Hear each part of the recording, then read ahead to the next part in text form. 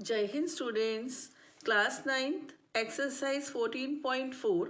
बच्चों, ये last exercise है हमारे स्टैटिस्टिक्स चैप्टर की और इसमें हम पढ़ रहे हैं माध्य, माध्यक और बहुलक यानी मीन, मीडियन एंड मोड। और ये सब सेंट्रल टेंडेंसी यानी केंद्रीय प्रवृत्ति हमें बताते हैं। ठीक है, मतलब कि कोई एक डेटा है, उसको हम पूरा डेटा ना देखें, केवल माध्य देख के आइडिया लगा लें कि इसके आसपास के नंबर्स कैसे होंगे, माध्यक देखकर या बहुलक देखकर एक रफ आइडिया हमें लग जाए। ठीक है, सेंट्रल टेंडेंसी कहलाती है केंद्रीय प्रवृत्ति। आज बच्चों हम करने जा रहे हैं क्वेश्चन नंबर 2 ऑनवर्ड्स।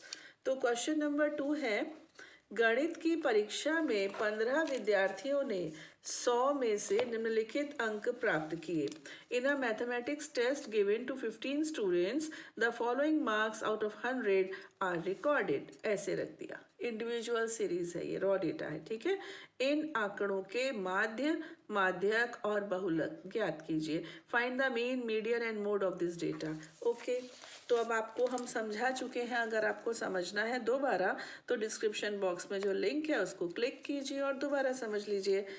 तो सबसे पहले हम निकालेंगे मीन, माध्य। ठीक, तो इन सबको हम बेटा प्लस करेंगे।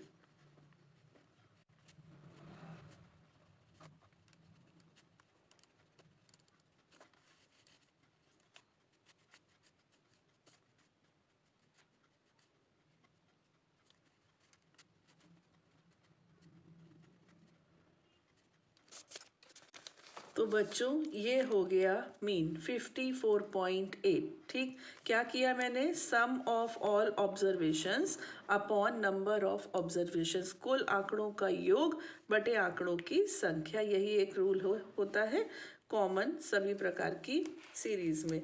तो ये हो गया मीन आपका, है ना। अब हम आते हैं मीडियन, ये लिख दूं मीन, है ना, लिख दिया। और हाँ, सूत्र लिख देना। सूत्र आप क्या लिखोगे, x bar is equal to sigma x i upon n. ये सूत्र लिखने के बाद ये लिख देना। ठीक, इसके बाद बच्चों हम आते हैं मीडियन, यानी कि माध्यक या मध्यिका एक ही बात है, कुछ भी बोल सकते हैं। ठीक है, मीडियन। मीडियन के लिए मैंने आपको क्या सिखाया था, या तो असेंडिंग ऑर्डर में अरेंज कीजिए या फिर डिसेंडिंग ऑर्डर में। तो यहाँ लिख देते हैं arranging them in ascending order. ठीक है, शॉर्ट में लिख दिया, आरोही क्रम में लिखने पर। तो सबसे पहले आएगा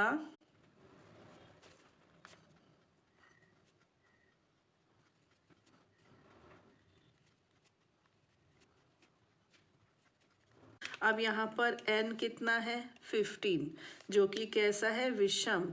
विषम यानी ऑड। ठीक है, इसके बाद हम लिखेंगे मध्यिका पद या माध्यक पद, median term. Median term number है वैसे तो, है ना। तो n plus 1 upon 2 that is 15 plus 1 upon 2 that is 16 upon 2 that is 8th term. ठीक है, और 8th term is median will be, या जो हमारा 8वां पद है, 1 2 3 4 5 6 7 8, तो मीडियन हो गई बच्चों 52। ठीक, इसके बाद आइए मोड। मोड मीन्स बहुलक, ये माध्यक या मध्यिका और ये बहुलक। मोड, मोड होता है मैक्सिमम टाइम्स जो जो ऑब्जर्वेशन अकर करता है। ठीक है, सबसे ज़्यादा बार जो आता है। तो देखो 52 मुझे लग रहा है 3 बार आया है, 42 टाइम्स आया है बस, है ना। तो मोड भी बच्चों हो गया 52। हाँ, सिंपल है ना। क्वेश्चन नंबर 3, निम्नलिखित प्रेक्षणों को आरोही क्रम में व्यवस्थित किया गया है। चलिए, इन्होंने हमारी मेहनत बचा दी, इन्होंने कहा, इन्होंने ही व्यवस्थित कर दिया है। यदि आंकड़ों का माध्यक 63 हो तो x का मान ज्ञात कीजिए। बच्चों, ये क्वेश्चन इंपॉर्टेंट है, टीचर्स को बहुत पसंद है, अक्सर दे देते हैं। The following observations have been arranged in ascending order, if the median of the data is 63 find the value of x। ये अरेंज करके इन्होंने दिया है question number 3 and it is important. ठीक है, तो पहले है 29 ऐसे। ठीक है, कितने हैं ये, 1 2 3 4 5 6 7 8 9 10, n है बच्चों 10। ठीक, तो मध्यिका संख्या या माध्यक संख्या, ठीक। मीडियन नंबर मैं बोल रही थी तो मीडियन नंबर भी चलेगा या मीडियन टर्म्स लिख लो। हाँ, एक तो होगी n/2 और दूसरी क्या होगी n/2 + 1। याद आया? तो एक तो होगी 5, एक होगी 6। अब हम निकालेंगे मीडियन। मीडियन का सूत्र बच्चों क्या होता है? आपको याद है मीडियन का सूत्र होता है फिफ्थ टर्म, मतलब सूत्र मतलब वो तो n/2 से होता है, लेकिन अपनी इस क्वेश्चन में fifth term plus sixth term upon 2, ठीक है ना। अच्छा, मीडियन कितनी दे रखी है? इन्होंने दे रखी है मीडियन है 63। करना ही कुछ नहीं है, यहाँ लिख दिया 63 is equal to fifth term कौन सा है? 1 2 3 4 5 और ये रहा 6। तो यहाँ आएगा x plus 2 upon 2। Got it? इसको मैं यहाँ पर कर रही हूँ बच्चों। 63 को आप मल्टीप्लाई कर देंगे 2 से, ये 2 ऊपर आ जाएगा, है ना। तो और इधर क्या हो जाएगा? x प्लस x से हो जाएगा 2x plus 2। 126 is equal to 2x plus 2। 126 minus 2 is equal to 2x. So 124 is equal to 2x. So x is equal to 124 upon 2. That is x is equal to 62. ठीक, x आ गया आपका 62। तो इस तरह से क्वेश्चन है, प्यारा सा, छोटा सा, सुंदर सा और इम्पोर्टेंट भी। हाँ, now come to the question number 4। ये रहा बच्चों क्वेश्चन नंबर 4। आंकड़ों इनका बहुलक ज्ञात कीजिए। Find the mode of these observations. तो 14, 25, 14, 28, 18, 17, 18, 14, 23, 22, 14 एंड 18। इसको लिखने की भी ज़रूरत नहीं थी, डायरेक्ट ही होता था।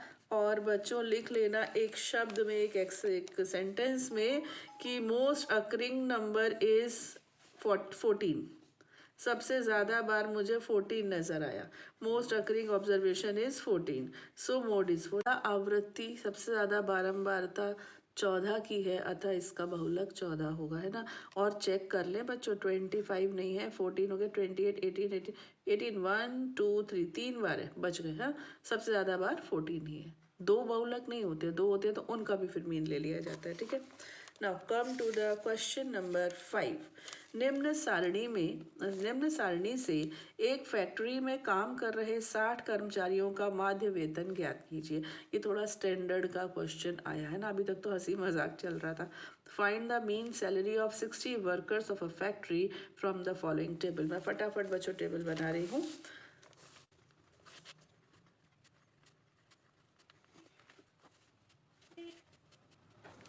ये काम करेगा आपका XI का, ये काम करेगा आपका FI का। जैसा कि मैंने आपको सिखाया है, एक कॉलम बनेगा FI इंटू XI, ठीक है। तो ये हो जाएगा 16 3 जार 48,000, 12 4 जार 48,000, ये आपका बन जाएगा 50,000, है ना। फिर हो जाएगा अगेन 48,000, 42,000, 32,000, 27,000 एंड 10,000, ठीक है। नाउ इन सभी को ऐड किया जाए तो 3 0 तो सभी में नज़र आ रहे हैं। 8 और 8 16 और 8 24 और 2 26 और 2 28, 7 35, 5 हासिल आया, 3 और 4 7, 4 11, 5 16, 4 20, 24 27 29 और 1 30, 30,500। और ये कितने वर्कर्स का लिया गया है? 60।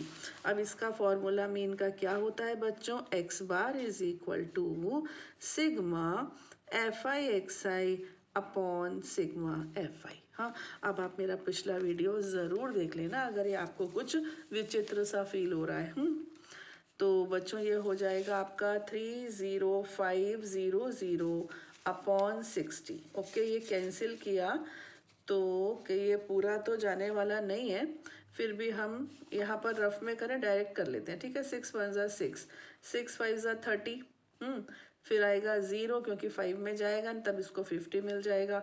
6 आ जाएगा आपका 6 8 ज़ा 48, 2 बच गया है ना, 6 3 ज़ा 18।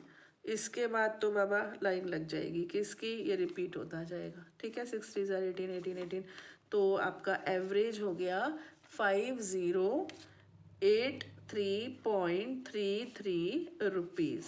ठीक, ये भी वर्ल्ड को इंडिया ने दिया है ये नोटेशन रुपीज़ का, अब सब जगह यही चलता है। ठीक है, now last question of this, yes it was question number 5, I got confuse, वो 4 था बच्चों, ये 5 था, है ना। अब हम आ गए लास्ट क्वेश्चन पे। निम्न स्थिति पर आधारित एक उदाहरण दीजिए। Give one example of a situation in which number 1 माध्य ही केंद्रीय प्रवृत्ति का उपयुक्त माप है। The mean is an appropriate measure of central tendency. माध्य केंद्रीय प्रवृत्ति का उपयुक्त माप नहीं है, जबकि माध्यक एक उपयुक्त माप है। The mean is not an appropriate measure of central tendency but the median is. But the median is भी चलेगा, the median is an appropriate measure of central tendency. तो बच्चों आपको क्या करना है इस क्वेश्चन में, एक सवाल यानी एक उदाहरण ऐसा देना है जिसमें जो मीडियम मीन है ना, मीन वो ही हमको सेंट्रल टेंडेंसी का परफेक्ट लगना चाहिए मेजरमेंट, यानी कि हम उसको देखें और आइडिया लगा लें कि आसपास क्या हुआ होगा। और दूसरा एक एग्जांपल ऐसा देना है कि मीन से तो कुछ पता ही नहीं चल रहा, जबकि मीडियन से पता चल रहा है कि सेंटर पॉइंट क्या है। तो इसके लिए मैं आपको एक बात बता दूं, जो बच्चों ये मीन होता है ये कहाँ यूजफुल होता है, जब आसपास बहुत ज़्यादा फ्लक्चुएशन ना हो, सब कुछ आसपास का मैटर हो। हाँ, और मीडियन को फर्क नहीं पड़ता।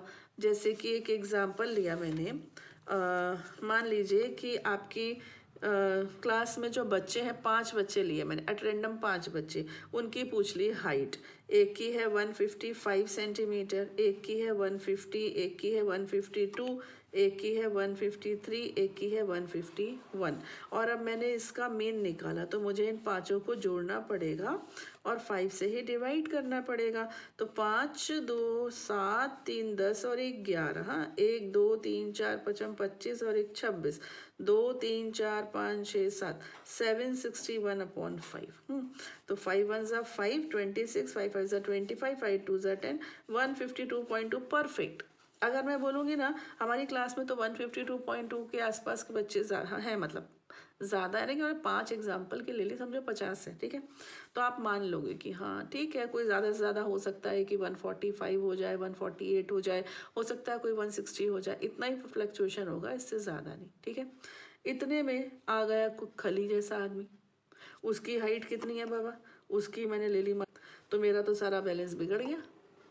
या फिर एक यूकेजी का बच्चा आ गया जिसकी हाइट अभी 1 मीटर भी नहीं है, वो 80 सेंटीमीटर का ही है, तो मेरा सारा हिसाब किताब बिगड़ गया, है ना। अब मैं इसमें 200 जोड़ूंगी ना तो ये बहुत बढ़ जाएगा, या मैं 80 जोड़ूंगी तो ये काफ़ी कम हो जाएगा। तो इस तरह से फ्लक्चुएशन हो, जिसका बेस्ट एग्जांपल बताऊं क्या है, बेस्ट एग्जांपल एक स्कूल बस जिसमें हायर सेकेंडरी के स्टूडेंट्स हैं, उनकी एज का मीन, है ना। अब देखो 9th क्लास का बच्चा जो बहुत छोटा होगा वो भी 14 ईयर्स का तो होगा ही होगा, है ना।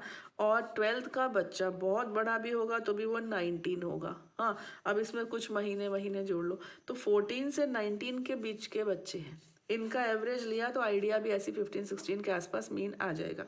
अब मैं एक सिटी बस ले लूँ, सिटी बस में एक लेडी चढ़ी है, उसका बच्चा 2 महीने का है, पीछे एक बुजुर्ग बैठे हैं जो 98 ईयर्स के हैं, है ना। तो ये तो बहुत ज़्यादा फ्लक्चुएशन है, तो कम फ्लक्चुएशन पे मीन लगेगा। और ज़्यादा फ्लक्चुएशन पे मीन डिस्टर्ब हो जाता है, फिर काम आ जाती है अपनी मीडियन। ठीक, अब मीडियन का सुन लो एग्जाम्पल, अभी हम दे देंगे, पहले मेरी बात सुन लो। मीडियन में जैसे ये है बच्चों, ये 5 आंकड़े हैं, ठीक है। इसमें मैंने लगाया, सबसे पहले आएगा 150, फिर 151, फिर 152, फिर 153 एंड देन 155। ठीक, तो इसमें मीडियन कितनी आई बताइए, मीडियन आएगी 152, क्योंकि 1 2 3 4 5 का मिडिल मोस्ट टर्म है। ऐसे नहीं तो ऐसे सीख लो, 5 है, 5 + 1/2 6/2, यानी थर्ड आ गया 152।